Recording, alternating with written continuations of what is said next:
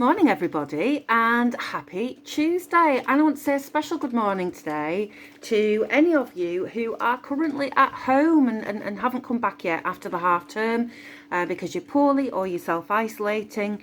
We're really thinking about you here at school, and we know that we'll see you really soon. So remember that you can access all of our assemblies on the YouTube channel, on the Northowram Primary School Assembly channel, so you don't need to miss out. And I don't know whether you can guess what time it is just by looking at the light.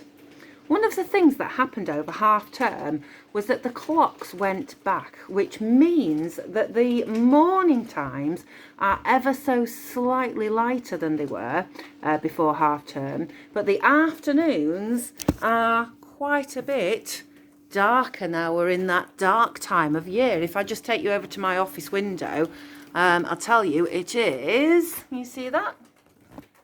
It is 4:25, and it's quite dark out there and rainy and miserable too. And we're going to think about the darkness a little bit in our assemblies. And originally the clocks went back years and years and years ago because the farmers needed to make a bit more use of the daylight hours, and they wanted lighter mornings. So putting the clocks back at this time of the year gave them a little bit of a lighter morning to get on with their work. But I was thinking about my pumpkins and how after Halloween, then we get Christmas, and there's Diwali, and there's bonfires and fireworks and things like that. And in the darkest time of the year, there seem to be so many festivals and things that we do that involve bringing light into the darkness. And I think as human beings, although we like the dark, we like to cheer it up a little bit with lots of sparkle and lights to help us feel cosy. Now, I like the dark. Dark to me is comfy and cosy. How do you feel about it? I had an experience over the half term that was really interesting. I was putting my bins out one evening and it was quite dark. It was just at that point of day that we'd call dusk. So dusk is just when it's between daytime and nighttime, really. It's a very gentle time of the day. And I was putting the bins out, and then something took me by huge surprise. I'll give you some clues. It was silent. It had wings, and it flew, and it made a little noise like this. Ooh! You've guessed it. I saw an owl, and it actually flew all the way over my head and landed on my roof just above my head. And I know, because I know a little bit about birds, that it was a tawny owl. And tawny owls are the ones that do the hoo-hoo. They also make lots of other noises, and this one actually kept me up at night because it was still screeching through the night. But it made me think about owls and how for some birds, in this case, actually the night time is their time. They are night animals. And I know me and Jensen have spoken about this before. When animals just come out at night, they're called nocturnal. And I wonder if he or anyone else can remember the name of that we give to animals whose best time of day, the time of day when they're out and about and hunting and feeding, is either the dusk or the dawn. Because that's what owls are, really. Certainly tawny owls. Those kinds of creatures are called crepuscular creatures. There's a word for you. I'll say it again. Crepuscular. And that means animals which come out in the dawn and in the dusk. But today we're going to carry on thinking about the darkness a little bit and think about, how would it be if you were a night creature but you actually didn't like the darkness at all and would quite like to bring some candles and light in to cheer up the dark. And of course, the animal who we're going to read about is an owl. It's not a tawny owl. This time it's a barn owl called Plop. Some of you will know about him because this is one of my favourite books, and I know because I've talked to some of you about it before.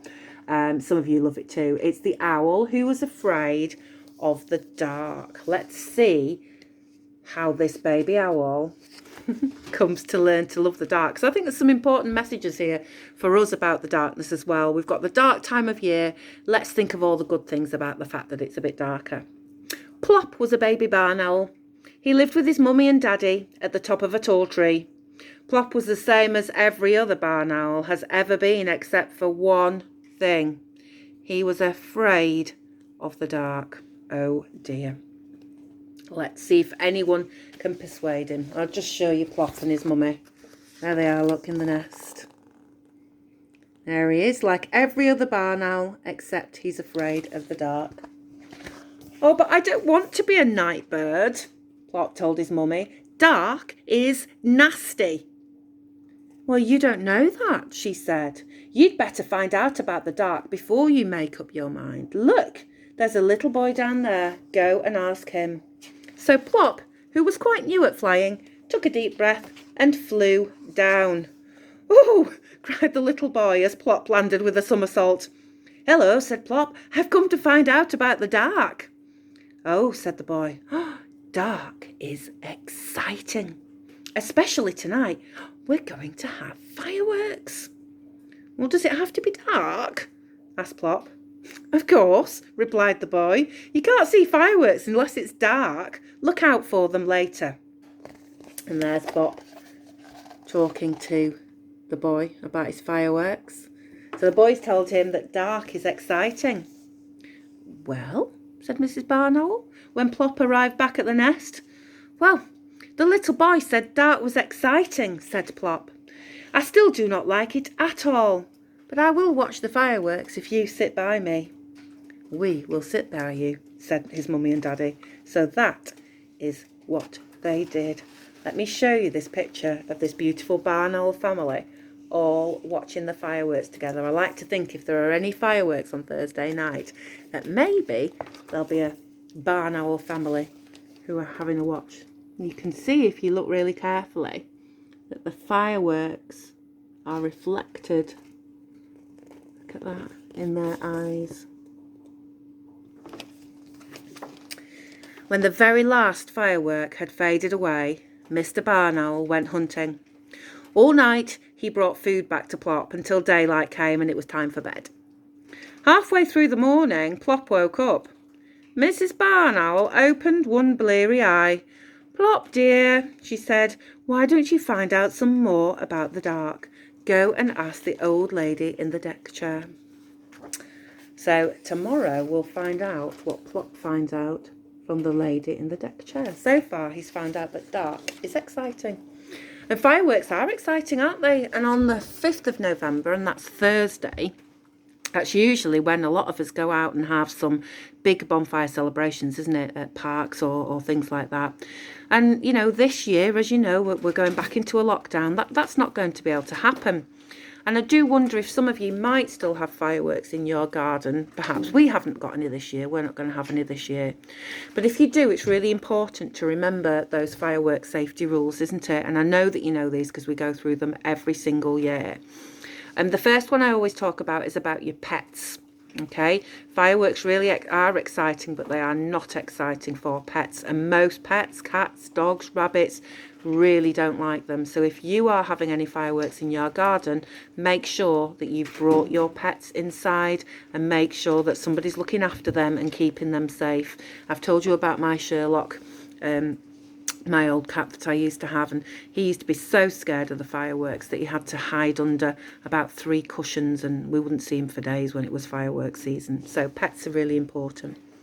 The second thing that's really important is that fireworks have to be handled and lit by adults. Children are not allowed to touch them, so do not touch them.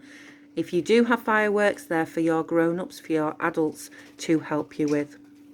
And the third really, really important one that I wanted to talk about was sparklers. If you do have any of those sparklers, which are the special fireworks that you hold in your hand, make sure that you hold them right at the bottom and that you wear gloves. And when your sparkler has finished, when it's finished sparkling, then just drop it into a bucket of sand, really is a good thing, or a bucket of water, and don't go and pick it up again. And make sure that you're a long distance away from the fireworks. But as long as you've got your grown-ups taking charge, you will be fine if you are having fireworks.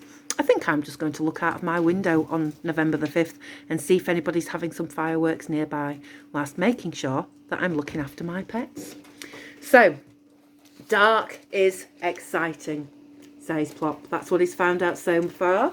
I wonder what the lady's going to say. Tell him something different about the dark. We'll find out tomorrow. So have a lovely day, and I'll see you later. Bye-bye.